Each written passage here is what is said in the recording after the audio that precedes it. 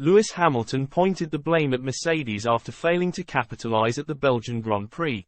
Lewis Hamilton was left frustrated with George Russell, and Mercedes after a near miss played a role in costing him a potential pole for the Belgian Grand Prix sprint race.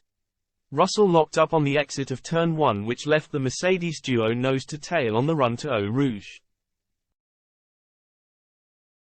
Hamilton initially enjoyed a tow but was forced to pull off the throttle to avoid colliding with the former Williams star.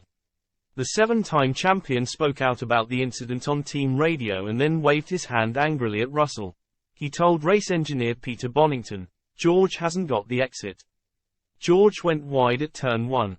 After the session, Hamilton blamed communication issues at the Silver Arrows and suggested he could have topped the leaderboard without any issues.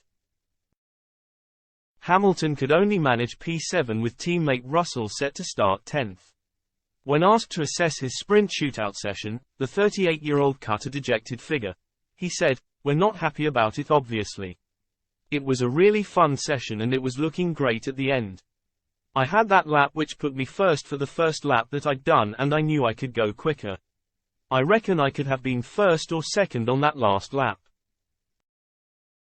Communication was pretty poor. It was difficult to understand. We got to the last corner and there were 7 cars trundling around.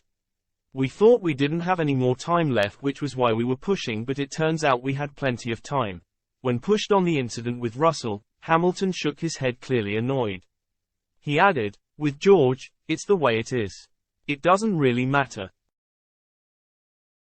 I feel great in the car in all conditions. We're a bit slower than the Red Bulls, but none of us have driven on the heavier fuel, so I'm excited."